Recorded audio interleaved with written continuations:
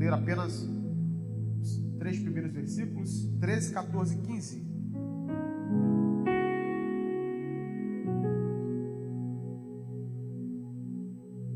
Diz o seguinte: depois Jesus subiu ao monte e chamou os que ele quis, e vieram para junto dele.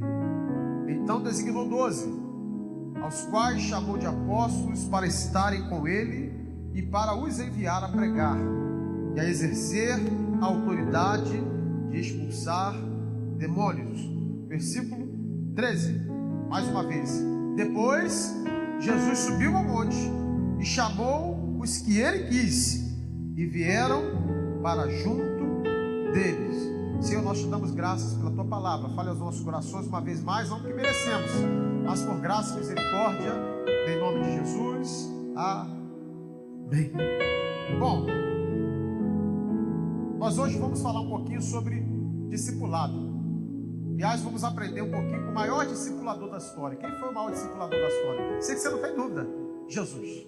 Jesus, em tão pouco tempo de ministério, fez tanta coisa aqui na terra. Mas perceba que de tudo que ele fez, Jesus, por exemplo, não fundou uma escola teológica aqui. Fundou, gente, quando veio? Não. Jesus não criou nenhum centro de convenções aqui na terra. Um lugar que hoje nós pudéssemos ir lá e falar: poxa, esse lugar aqui foi fundado por Jesus, a gente tem que ir lá. Não, essa escola aqui foi fundada por Jesus, eu preciso ser aluno dela. Mas ele não fundou nenhuma escola, não fundou nenhum tipo de centro de convenções. Qual foi a maior missão de Jesus aqui na terra? Ele chamou homens comuns, homens do dia a dia, homens desacreditados talvez pela sociedade, que eu e você talvez não daríamos crédito se fôssemos olhar para a aparência. Mas foi a homens comuns que ele resolveu chamar, como o texto diz aqui, como ele quis, certo? Para andar com ele, observar, aprender e serem transformados. Jesus não discipulou com palavras apenas. Jesus discipulou com a vida, com amor, com a missão. Aliás, Jesus colocava a missão acima de tudo. Você lembra quando Jesus está chegando a Samaria? Ele passa por Samaria e os discípulos já estavam com fome, vão comprar comidas lá na aldeia. E os discípulos chamam Jesus para ir. O que ele disse para os discípulos? Que a prioridade dele não era comida e nem bebida. A prioridade de Jesus era a missão que ele tinha. Ou seja, ele botou vida na missão. Aliás, tudo aquilo que a gente coloca as mãos para fazer tem que ter vida. A gente tem que colocar paixão naquilo que a gente faz. A gente tem que amar aquilo que a gente faz. Eu disse isso aqui na escola de líderes agora. Se a gente começa, aliás, começar é fácil demais. A gente começa bem demais. Tudo, se matricula na faculdade, faz um monte de coisa. Mas o difícil não é começar. O difícil é terminar, é continuar. Tudo que a gente faz, a gente precisa ter paixão. Já viu pessoas que são oscilantes? Horas estão bem, estão para cima, estão trabalhando, estão servindo. Isso na igreja, estou falando da igreja. Aí daqui a algum tempo aí para de servir, desanima na caminhada, certo? Parece que perdem a paixão naquilo que fazem. Então, Jesus, ele nos dá um exemplo muito claro, que ele discipula com a vida, ele entrega a vida, é com amor. Jesus amava pessoas, ele gostava de sentar com pessoas. Então o maior exemplo aqui de discipulado, sem dúvida, de discipulador foi Jesus. Só que hoje ele continua também chamando pessoas para segui-los. Não apenas como crentes, mas principalmente como discípulos de Jesus. E falar de discipulado, pelo menos tem duas implicações, tem dois sentidos. O discipulado no sentido de seguir Jesus, de alguém que é seguidor de Jesus. Aquele ali é um discípulo de Jesus, aquele ali é um seguidor de Jesus. Ou discipulado como ensinar alguém a seguir a Jesus. É uma palavra que tem dois sentidos, como a palavra manga. Manga pode ser uma fruta, pode ser também um pedaço da camisa, certo? Discipulado tem esses dois sentidos, tanto de alguém seguir Jesus, quanto ensinar alguém a seguir Jesus. O que eu vou falar aqui nessa noite um pouquinho é sobre a primeira parte aqui, sobre o primeiro viés, sobre seguir Jesus. Porque não é possível ensinar alguém a seguir a Jesus se você não for um seguidor de Jesus. Sim ou não? Vocês estão entendendo? Então eu vou falar sobre isso aqui, um pouquinho sobre isso. E hoje Ele continua chamando pessoas para segui-lo. Não apenas para ser crente de igreja, crente de banco, ter carteirinha. Ter carteirinha de igreja não tem a ver com ser discípulo de Jesus. O sentido é mais profundo. Exige mais coisas de nós. Então a gente vai falar rapidamente aqui sobre 7 lições do discipulado de Jesus, que a gente aprende diretamente com Ele. Eu sei que tem muitos livros por aí, mas nós aprendemos bastante coisas com Jesus. Eu gostaria que você se assentasse para elas. Certo? É a primeira lição que a gente aprende com o discipulado de Jesus. Ainda aqui no texto de Marcos 3, versículo 14. Diz, olha, Ele designou 12 para estarem com Ele. É isso que diz o texto. Ele designou 12 para estarem com Ele. Primeira lição do discipulado de Jesus é a seguinte: intimidade deve vir antes da atividade. Intimidade deve vir antes do serviço. Primeiro a gente precisa, olha, o que ele faz primeiro? Ele sobe ao monte e chama 12 para estarem com Ele. Tem alguém entendendo o que eu estou dizendo aqui? O tempo que a gente tem com Deus é a fonte de tudo, gente. É o nosso posto de gasolina. A gente precisa ser abastecido no secreto. Não é no serviço, senão a gente vira ativista de igreja. Ativista de serviço. A gente se envolve em um monte de atividades. E tudo o que mais a gente vai deixando de ser discípulo de Jesus. Porque antes do serviço a gente precisa ter intimidade com Jesus. Você ter porta fechada no quarto, joelho dobrado lá na nossa cama, orando a Jesus. É Jesus acordando e despertando o crente pela madrugada. E a gente fala, foi só uma insônia que bateu aqui 3 horas da manhã. Quando na verdade o Espírito de Deus está chamando você para dobrar os seus joelhos e orar e falar com Ele. Porque intimidade, ela é primordial, é precípua. Ela vem antes da atividade. Tem gente que primeiro quer trabalhar e depois, primeiro, quando Deus me chamar para ser diácono, quando me chamar para ser obreiro, aí depois eu vou me dedicar mais à oração, eu vou mais ler a palavra. Não, mas Jesus ensinou que a prioridade é sobre a intimidade antes da atividade. Quando vocês estão entendendo o que eu estou dizendo aqui? Sem isso, o ministério vira ativismo seco demais. Na caminhada cristã, a gente encontra muito disso. Pessoas que são grandes, gente grande demais, na igreja, nos lugares por aí, mas pequeno no reino.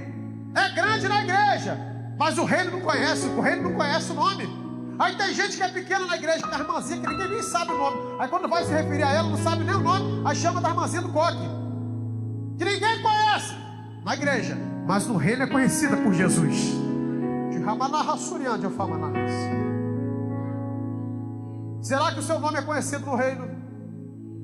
Será que o seu nome é conhecido no céu? Você lembra dos discípulos que não quiseram expulsar aqueles demônios? Você lembra? Começaram a expulsar no nome dos discípulos, os paradiscípulos, os pseudo-discípulos, que tentaram usar o nome de Paulo, Você lembra disso? Da passagem? O que é que o demônio vira para eles e diz? Olha, a Paulo eu conheço. Mas vocês, quem são? Será que a gente está sendo conhecido lá no céu? Será que o pastor Tiago também está sendo conhecido lá no céu? Ou será que ele só está sendo conhecido através das boas novas de televisão? Ou das mídias sociais da igreja? Será que o céu conhece a gente também? E hoje Deus reuniu a gente aqui para dizer que o céu precisa nos conhecer, que a intimidade precisa vir antes da atividade. Aleluia! A gente pode não ser grande em lugar nenhum, mas precisa ser grande lá no céu, conhecido no céu. Oh meu Deus, a gente precisa ser grande no céu. Aleluia. Essa é a primeira lição. A segunda lição, eu vou correr aqui para ser rápido. Ainda sobre discipulado, aprendendo sobre discipulado com Jesus.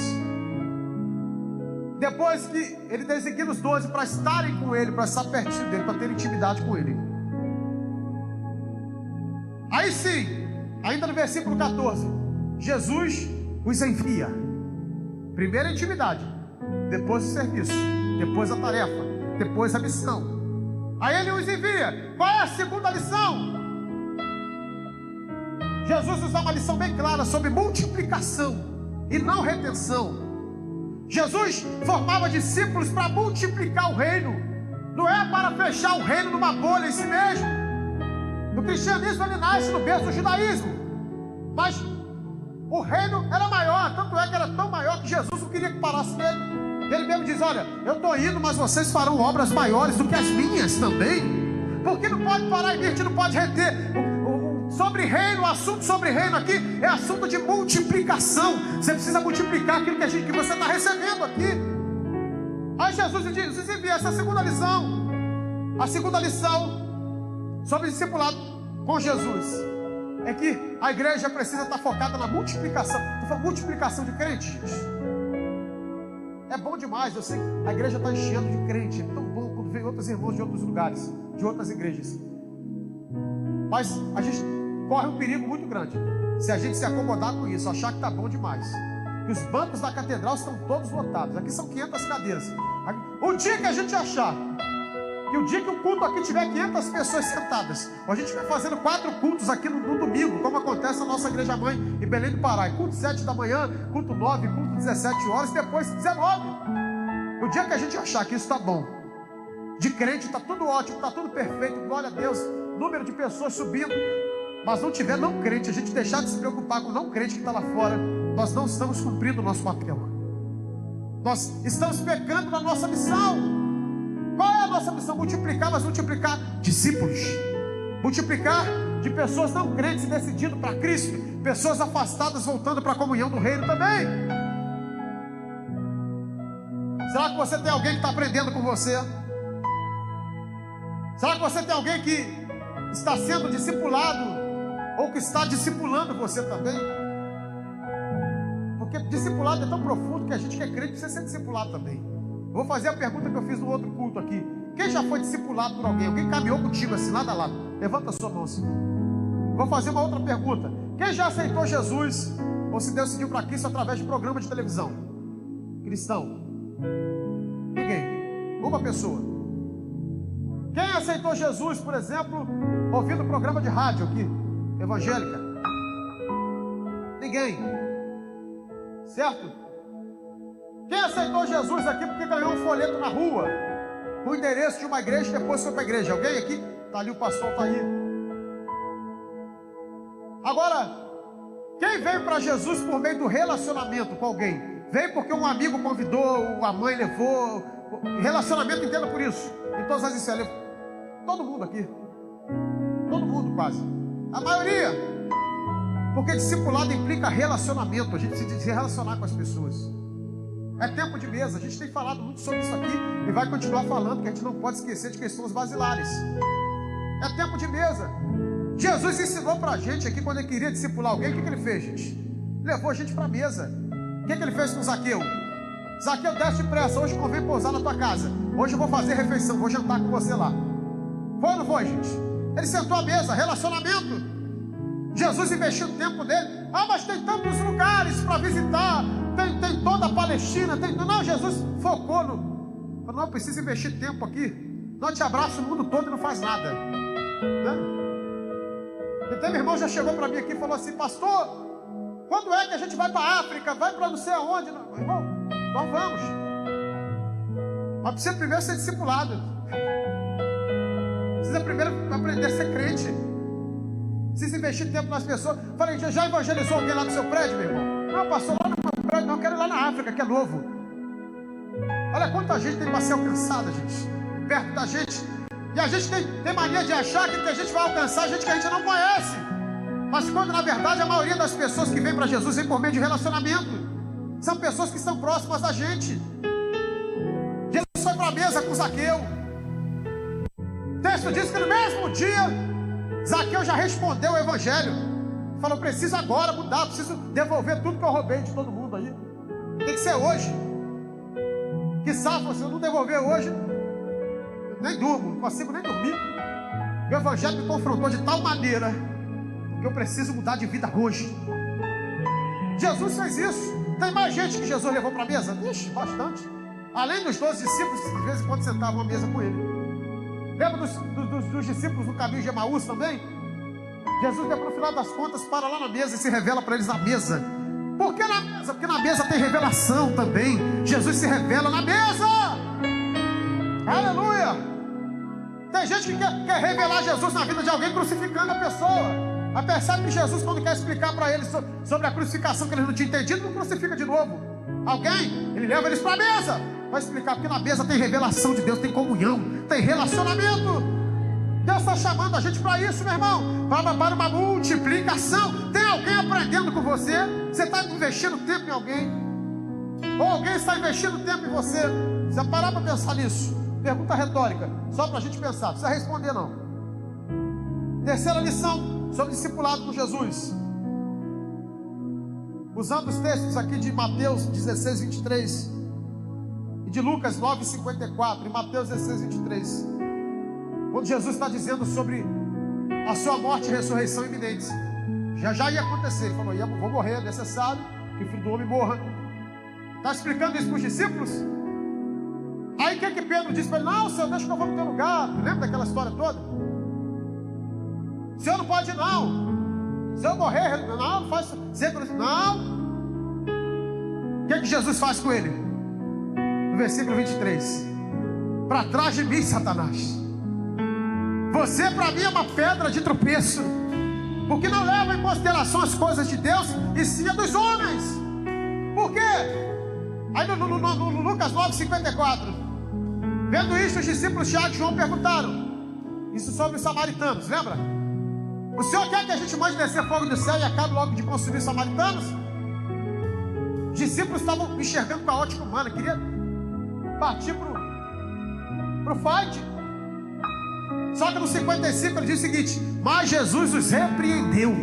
Porque se tem uma coisa que Jesus gosta é de pessoas. Jesus ama pessoas.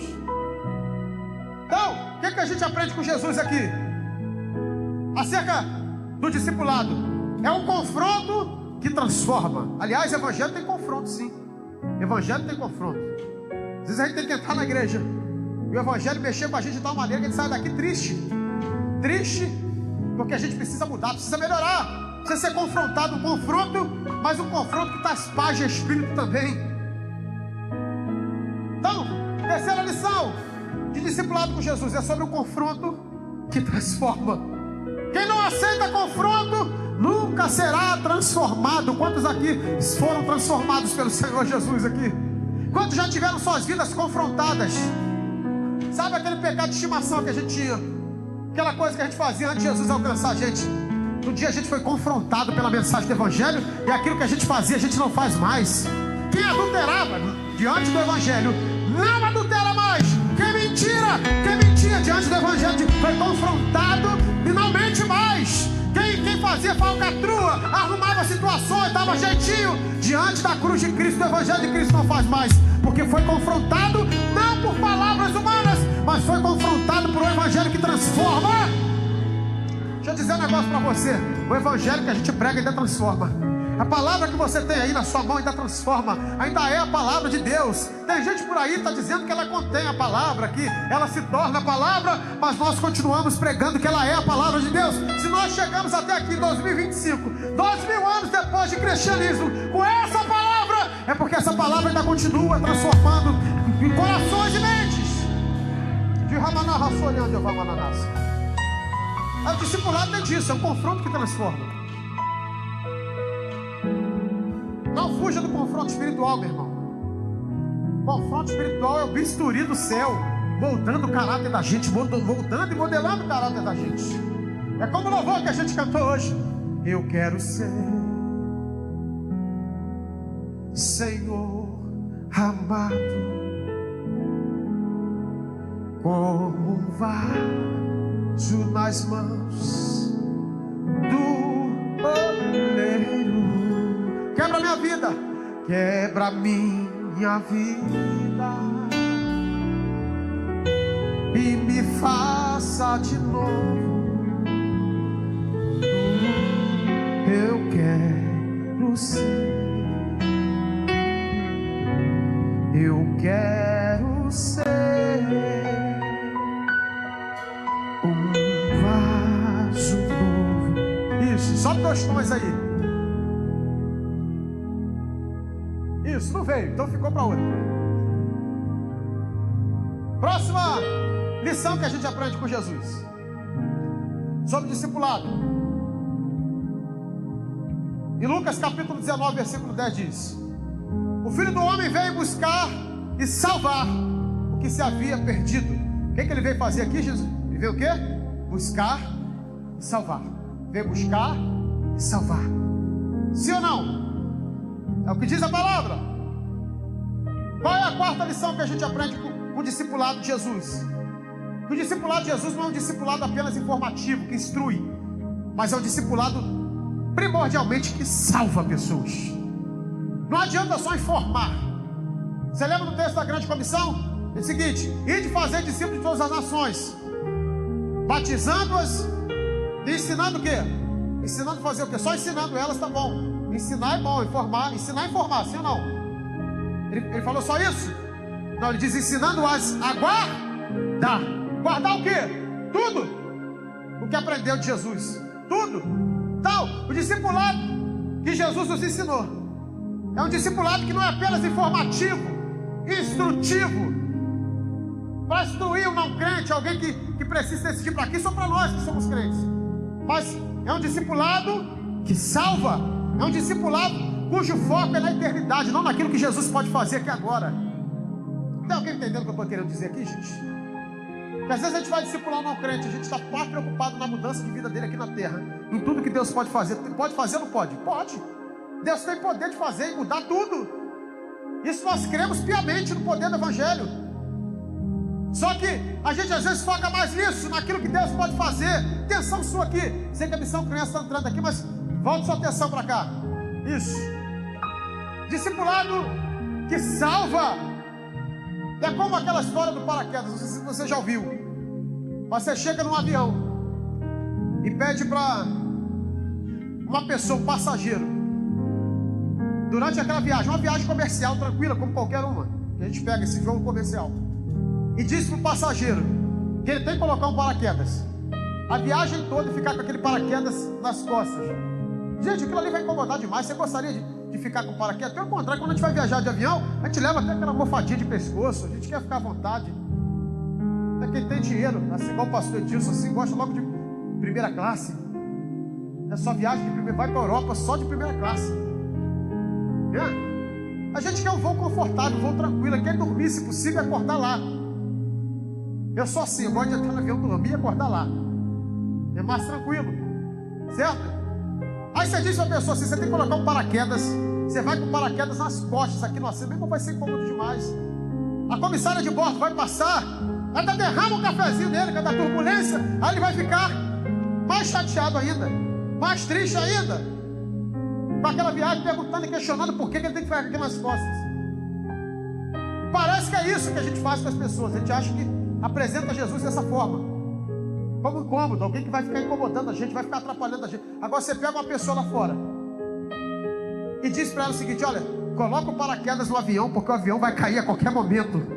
Meu irmão, a comissária pode derramar café, suco, podem esbarrar nele, ele não vai soltar aquele paraquedas por nada. Por que ele não vai soltar por nada, meu irmão? Porque aquilo ali é a única esperança de salvação para ele. E é isso que Jesus está dizendo para a gente aqui. Nós precisamos apresentar Jesus não apenas com uma instrução ou com uma informação, mas nós precisamos apresentar um discipulado que salva. A nossa vida não se resume aqui na terra, a nossa vida é de eternidade. Nós não somos daqui, nós somos do céu. Nós precisamos voltar a falar do céu. Acho que tem alguém que já começou a entender o que eu estou dizendo aqui. A gente precisa voltar a falar do céu. A gente quer evangelizar alguém, mas a gente quer apresentar a coisa bonitinha para a pessoa, dizendo que Deus vai fazer isso, Deus vai fazer aquilo, quando na verdade Deus está olhando lá do céu. Meu filho, não é isso que eu quero para ele. O que eu quero é salvar a vida dele, eu quero salvar a família dele. Eu quero levar essa família para morar comigo nas moradas que estão sendo preparadas no céu. Tem alguém entendendo o que eu estou dizendo aqui? Jesus quer salvar, Jesus quer salvar. Diga para alguém que está do seu lado: Jesus quer salvar. Jesus quer salvar. A gente precisa de um encontro real com Jesus. Será que você já... Estou falando para crente também, que crente não crente. Será que você já teve esse encontro real com Jesus? Ou só está andando com quem teve esse encontro real com Jesus? Tem gente que gosta de usar quem é homem de Deus, como quem é mulher de Deus, como amuleto de bengala. Fica agarrado nas mansinhas de oração, no copo o tempo todo. Eu gosto também. Mamãe você sabe disso já aqui. As irmãs que andam com Deus. Hoje eu passei ali, cumprimentei as irmãs da TVEC. Estou vendo aqui, a irmã, essa aqui é mulher de Deus aqui. Isso aqui é amiga de Deus. A oração sobe direto. Não faz nem força na região celestial. Não é? É mulher de Deus. Que não é mulher de oração, a gente sabe disso. Mas tem gente que só quer se agarrar nisso. Quando na verdade a gente também precisa aprender com elas a ser discípulo de Jesus. Quantos estão entendendo o que eu estou querendo dizer? Minha casa só vai ser abençoada se o pastor for lá em casa. Se o pastor não for, não vai ser. Que é isso, meu irmão? Você também é discípulo de Jesus. Você também é homem de Deus. Você também é pastor da sua casa. Você também é autoridade sobre a sua casa. Você é mulher de Deus também. Isso. Tem gente que não, só vai vir. Só assim. Só vai curar se o pastor botar as mãos na cabeça, levar o óleo ungido. Se não for, não acontece. Aí se o pastor não vai, fica até chateado com o pastor, porque não foi. Irmão, usa a autoridade que Deus te deu também. Você é sacerdócio real. Né? Quinta lição, já estou caminhando para o final. Discipulado de Jesus não é um discipulado conveniente, é um discipulado que ama até o fim. João 13, 1. Amou-os até o fim. Estou falando de Jesus aqui. Jesus discipulava com amor. Mesmo sabendo na sua presciência que alguém trairia ele, ou alguns trairiam ele. Mas Jesus os amou até o fim. Sabe o que é isso, gente? É ninguém solta a mão de ninguém, ninguém larga a mão de ninguém. Aquele que Jesus colocou na sua mão para não cuidar, você vai cuidar dele até o final. Muito embora ele não esteja correspondendo, talvez, de imediato naquilo que você está investindo nele. Não está vendo retorno desse investimento. Mas Jesus nos ensina que Ele amou pessoas até o fim. É até o fim. Ninguém solta a mão de ninguém. Amor verdadeiro não é por mérito, é por missão. Não ame só por conveniência. Não ame pessoas apenas por aquilo que elas podem te dar, pela moeda de troca, pela via de mão dupla. Não, amor não é por meritocracia. Amor é por missão. Por que a gente ama? Porque a irmã fulana de tal gosta de mim. Ela me ama. Quando ela me vê, ela me respeita, ela me honra. Ela me honra. Por isso que eu amo. Mas amor não é por mérito, meu irmão. Não é por conveniência. A gente tem que amar pessoas que nos decepcionam também. Pessoas que vacilam. Quantos estão entendendo o que eu estou dizendo aqui? Há um tratamento espiritual de Deus para nós aqui nessa noite. Não discipule pessoas apenas para controlar, para fazer de pessoas massa de manobra. Tem gente que é controlador, quer controlar pessoas. Tem gente que ainda está... Se a igreja do século passado voltar, está prontinha para o século passado. Gente que só pensa em estrutura. Mas o modelo de liderança de Jesus não é um modelo de discipulado que controla, mas é um modelo de discipulado que serve. É como Jesus fez. É um modelo de liderança por processos e não por estruturas.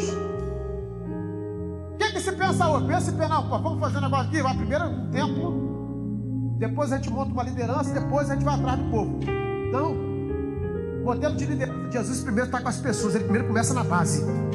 Vamos procurar os perdidos aqui. Com ele, vai lá, está com fome? Então vai lá comprar. Deixa que eu vou ficar com a mulher samaritana aqui na beira do poço, porque eu tenho uma água melhor para dar para ela. Modelo que ama pessoas, o modelo que serve pessoas. Não por aquilo. O que a mulher samaritana podia dar para Jesus? Nem a água que Jesus pediu, ela queria dar para ele. Coisa básica. Copo de água não queria dar. Imagina se Jesus vai falar, não, então desce o fogo do céu e te consome. E logo te mata, logo te pediu um copo d'água, a água não se nega para ninguém, pô. Mas Jesus começou a dialogar com ela e ofereceu para ela uma água que nunca mais ia deixar ela com sede também. É amar até o fim. Ninguém larga a mão de ninguém. Você pode dizer isso para alguém que está do seu lado. Ninguém larga a mão de ninguém. Isso. Sexta lição sobre discipulado com Jesus. João 13,15. Ele diz o seguinte: olha, vos dei um exemplo. Jesus está dizendo aqui. Eu vos dei um exemplo. Modelo discipulado com Jesus. Exemplo vivo e não só discurso. Ou seja, qual é o modelo discipulado de Jesus? É o modelo do seja. Não é faça, não é aconteça, é seja. Esse é o modelo. Exemplo vivo. discipulado de Jesus era vivido, não apenas falado. A maior pregação que alguém pode pregar não é abrir a Bíblia e falar um lindo sermão, ministrar um lindo sermão, mas a maior pregação ainda continua sendo o testemunho pessoal das pessoas. Sim ou não? Paulo diz que nós somos o quê, gente? Um livro aberto. Nós somos uma carta viva. Sabe de carta de recomendação? Nós já somos a carta, nós já somos. Só que o nosso testemunho pessoal pode facilitar a pregação que sai da nossa boca, ou pode atrapalhar a pregação que sai da nossa boca. Qual tem sido o seu testemunho na sua vizinhança, na rua, no seu trabalho, no lugar onde você convive? Qual tem sido o seu testemunho? Porque Jesus não se mostrou alguém que era, ele de fato era. O exemplo, mais do que palavras bonitas, o mundo precisa de cristãos que vivam o que pregam. Está chegando um tempo que a pregação vai cessar, meu irmão. Deixa eu dizer um negócio para você: a pregação não vai entrar no céu, não. Só tem uma coisa que continua lá no céu. O que é que continua lá no céu? Louvor. Lá nós vamos adorá-lo, nós vamos ressaltá-lo. A pregação um dia vai cessar. E o maior testemunho que a gente pode dar, a maior pregação que a gente pode falar, sem dúvidas, é aquilo que a gente vive. Sétima e última lição. Já falei um pouquinho sobre isso também aqui.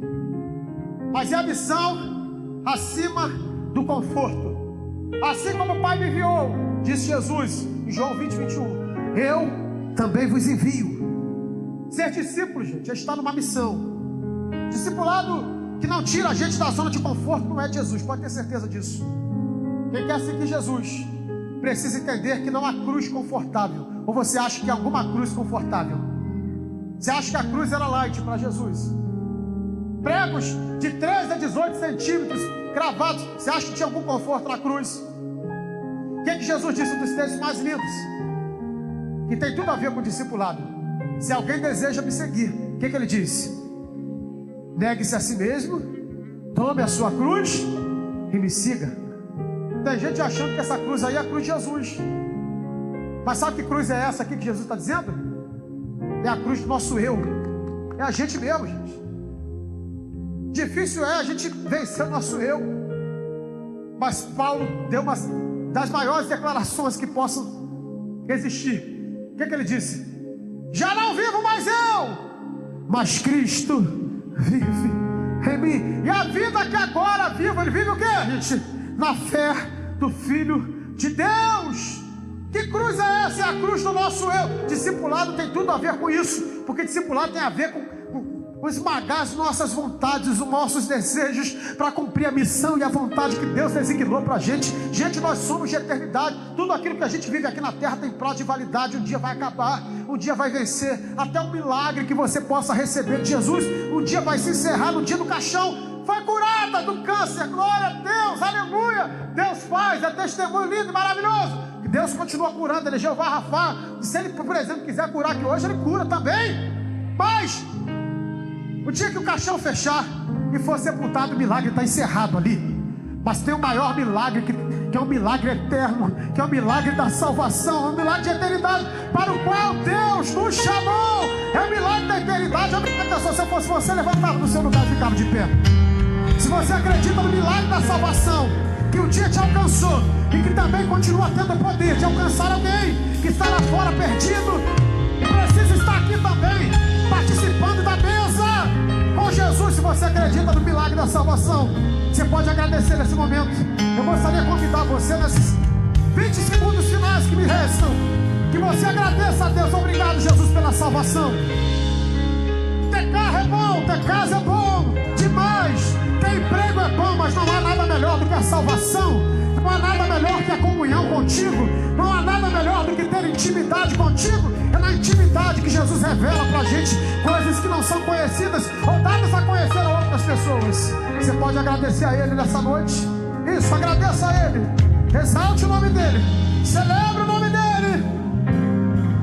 Jesus hoje está nos empurrando da zona de conforto, mas não para deixar a gente cair, não, mas para nos ensinar a voar com propósito. A sua vida tem um propósito, meu irmão. Que Deus coloque no seu coração a paixão pelas vidas, o amor pelas almas novamente. Isso.